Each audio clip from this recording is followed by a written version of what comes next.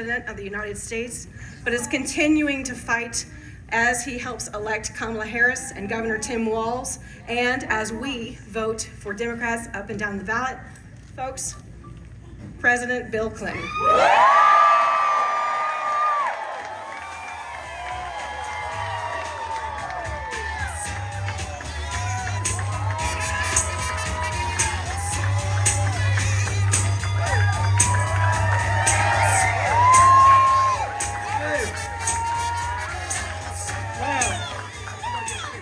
So, first of all, I want to thank Kathy Frederickson for that very informative and encouraging statement.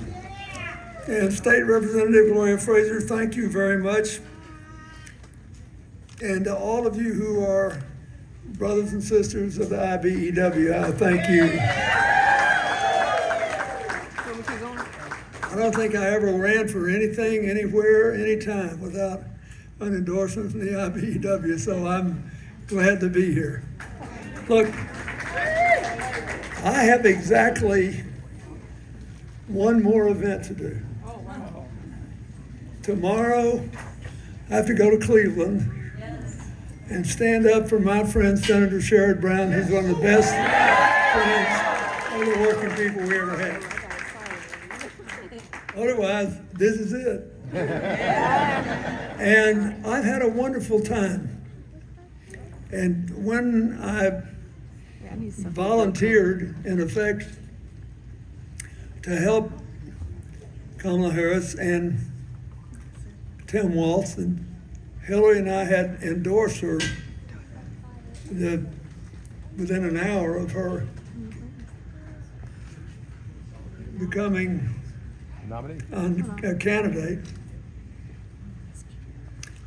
I told her that I would be honored to help, but I said, I think my highest and best use is to go to small and medium-sized markets, to go to places where people who are president or who have been president often do not go, but where people are active, determined to vote, and the backbone of their communities, if they have good reasons and they get a good message.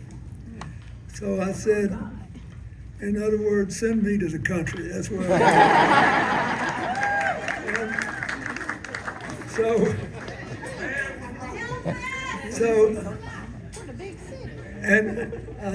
I really wanted to go after I saw that vice presidential debate. Oh my goodness. And old J.D. Vance, he gave us hillbillies a bad name. He said Donald Trump actually stabilized the Affordable Care Act. We all know what happened, don't we? Yeah. They voted 60 times to repeal it, the House Republicans. 60 times. And Donald Trump tried to have it happen. And who stopped him? John McCain. Yeah. I do like John McCain. He was a fighter. One senator who, I'm sad to say, has passed on to his rich reward. And that's what they're gambling on. Because they got a whole new theory now. It's called basically domination. You can't support me unless you kneel and say whatever you want, master. You know, I'm so old I can remember most of the jokes I've heard for 60 years. But there are a whole lot of jokes that are not very good that had some version of the same punchline. Knew you're going to believe me or your lying eyes. And you're supposed to say to Donald Trump, he's made it perfectly clear, you, master, my lying eyes could not be right. And that's a bad deal. In that vice presidential debate, I thought, you know, this guy has got some kind of a obsession with repealing the protections we give people for pre-existing conditions so they can afford to buy health insurance. Yeah. What would happen to people if we got rid of that? Who wants to get rid of that? Right. No one except the nominee of the Republican Party for president. That's right. He talks about it. And the Speaker of the House, Mike Johnson, said 2 days ago, he said, if we win this race, man, first thing we're going to do is make some big changes in health care. And they mentioned three things. First, the pre-existing conditions. Secondly, they really don't like it that Biden-Harris administration persuaded Congress to limit insulin expenses Yeah. to $35 a month. Now, why they don't like that, I don't know, because having type 1 or type 2 diabetes can bankrupt a family, shorten the life expectancy of parents, undermine the dignity and strength of a family. Yeah. And insulin's been around a long time. There doesn't need to be a huge amount of money made on every sale of insulin. This is a very good, decent deal. Who in the world would want to get rid of it? President Trump. Yeah. And it really eats at him that anybody else did anything good. I've never seen anything like it, really. You know, I'm actually a pretty good judge for this election for people because I had the job and have some idea what it involves. And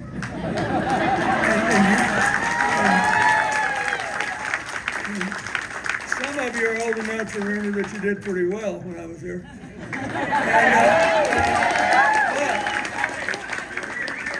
What? And I know both the candidates. And Hillary's known Kamala Harris for 30 years. Back from the time they were both private lawyers, much younger. And Kamala is still young.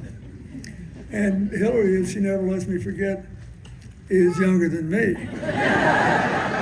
And then I don't let her commit. I'm almost as old as Donald Trump. So we play all these games. But one thing we should not be playing games with are the health and welfare of the American people. And their future depends on maintaining the protection for people with pre-existing conditions. It depends on maintaining the $35 a month insulin cap. It depends on maintaining the $2,000 a year total cost for out-of-pocket medicine. It's important. And it's crazy to get rid of it. But there are lots of difference between them. People say all the time, well, what's the difference between her and Biden gonna be? Because I'm upset. Trump says, even here in the 11th hour, you gotta vote for me because when I was president before, the economy did pretty well and there was no inflation. And now they've had inflation, so you have to vote against her and for me. Excuse me. Your votes should depend upon what they propose to do now. That's right. Not what you did. That's the silliest argument I ever heard for the following reason. When Joe Biden became president, he had to get everybody vaccinated that he could, and he had to build an economy that would basically regenerate itself as quick as it could and not be destroyed by the fact that we had over 1 million people infected. Now, when that happened, the good news is when he leaves office in January, no matter what happens this election, this economy will have produced 16 million jobs in 4 years, the largest number the largest number ever. And in any 4-year term, this is the most jobs we've ever created. So she says we had to do that. And I supported him, and I'm not going to apologize for it. But now we have to do something else. Now we have to recognize that all over the world, in every advanced economy, there's been too much inflation in the basic cost of food, fuel, and housing. So what's going to be different is I've got a cost of living agenda. We've got to rein it in and make life more affordable for people without losing jobs. Yeah. That's right. And I've got a strategy to do it. First, on food costs, we got to pass a national price gouging law. Yeah. And they are, and a lot of people in the union movement understand this because there are lots of states that have price gouging laws, Right. red and blue. It's never been a political issue before, but for some reason, Kamala Harris is the only person who is advocating a national price gouging law. Right. And since so many of us buy food, including me, from big chains that have a national reach, it's really important to have a national law. The second thing is, we got a terrible housing problem. There are too many people who can't afford to rent, much less ever buy a house. So what if she said? She proposed to build 3 million new units of housing and to provide incentives for the first time, really, to help people who are working for a living make a down payment. Actual federal support for a down payment to get homeowners in. Now, if you do this, if you build 3 more million units and help people with a down payment, there'll be at least that many more new units built from private initiative who say, hey, this is going to work fine. Then what happens? The price will go down, they will become more affordable, and people who work for a living will be able to afford either to rent or to have the possibility of owning a home, which has been out of reach for too many people for too long. And she's the only person who's done that. Now,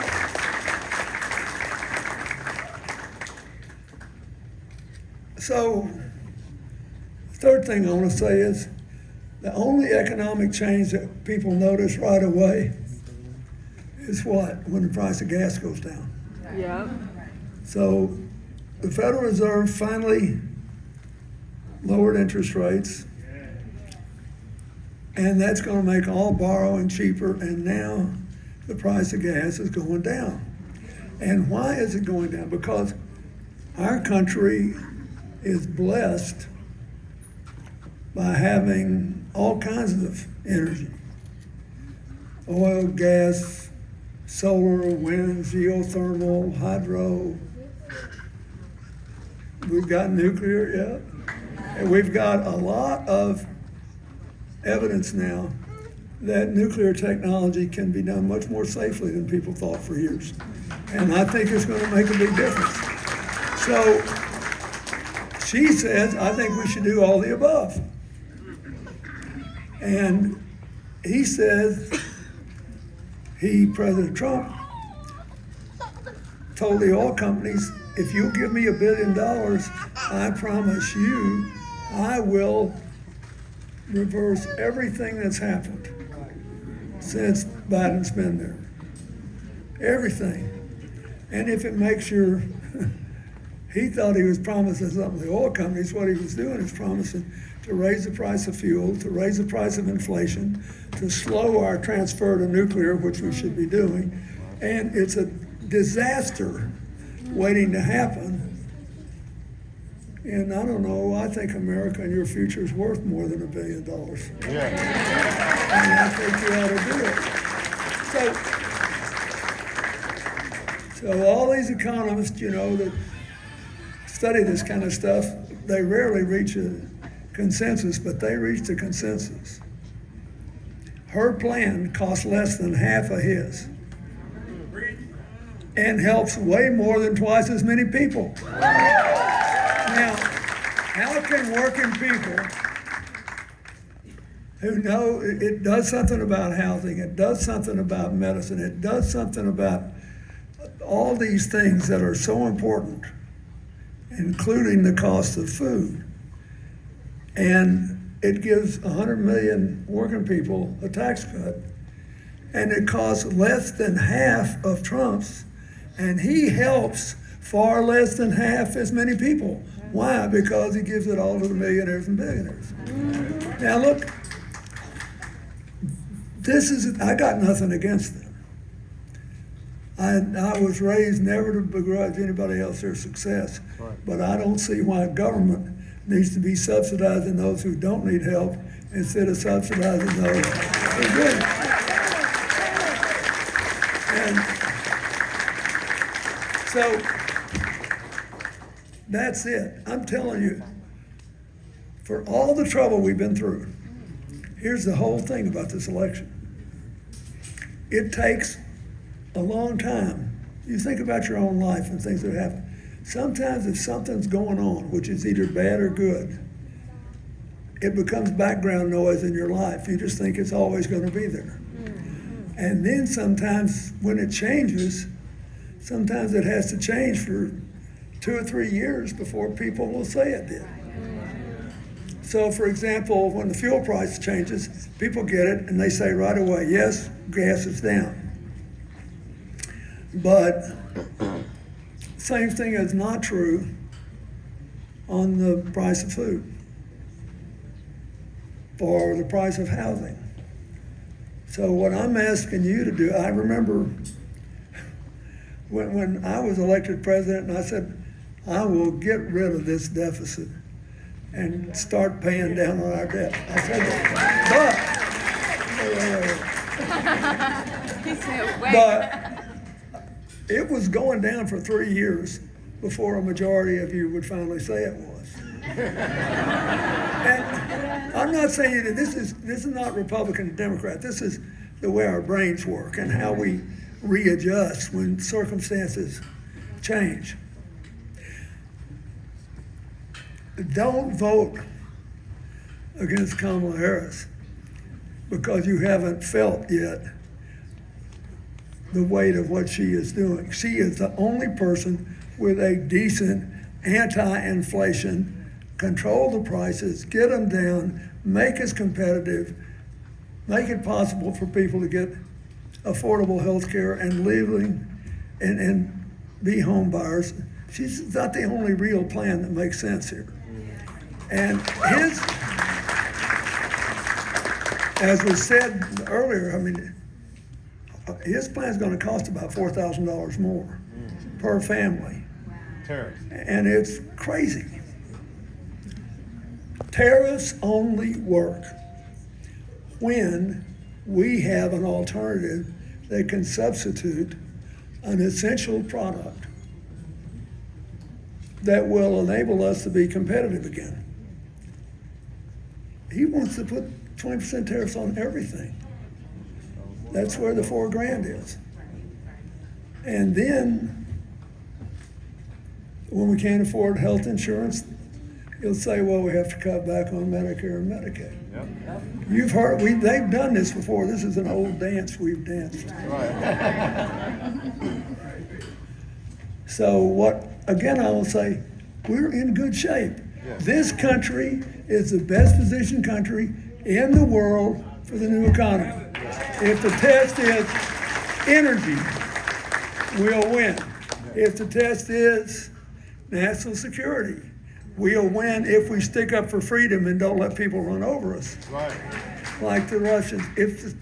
We're in good shape on education, we're in good shape on the environment. There are things we have to do, but we can't get there if we spend all our time fighting each other and bad-mouthing each other. And I don't know,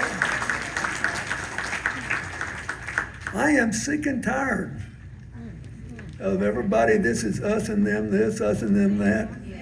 You know, Trump is really good at it. I got to give him that. I never saw anything about, you know, something good happens, he did it. If something bad happens. They did it. Do you notice what a pretty day that we had today? Yeah. He did that.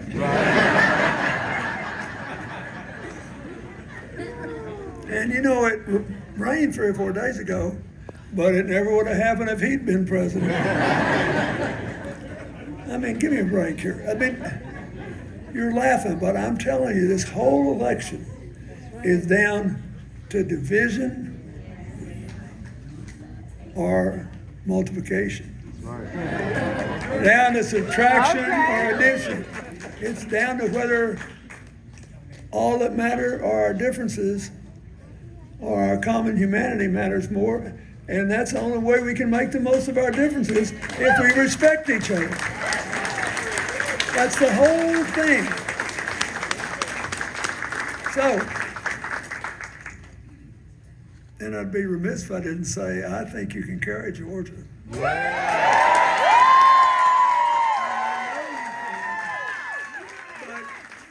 I did. But you have to want it bad enough. How bad do need you it. want it?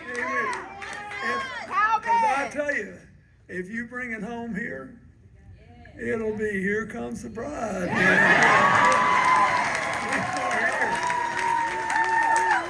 You can do it.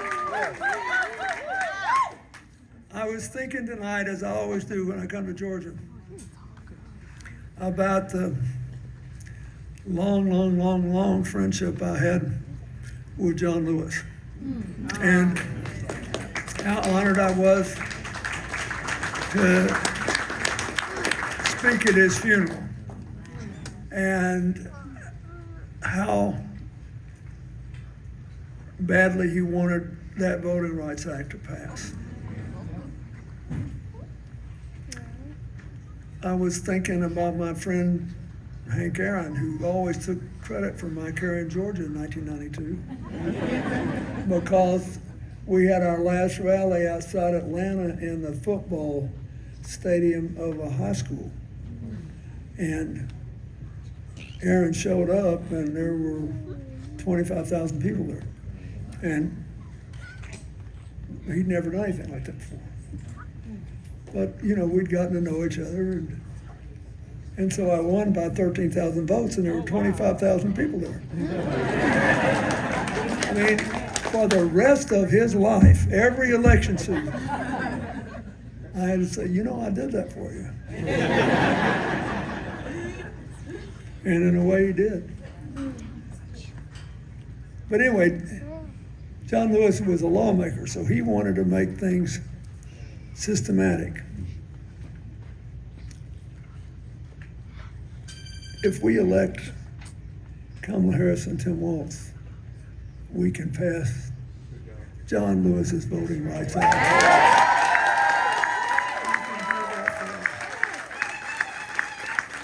And so I want you to wake up tomorrow in a good humor and realize there are still a lot of people, whether you believe it or not, who hadn't decided whether to vote or not. There's still a handful you can actually change. And how many things that you've learned in your life just because you ask. So let's go out and ask and bring home a great victory. You will always be proud if you make Kamala Harris president and Tim Waltz vice president. And I have great confidence in him, and I think you should too. God bless you.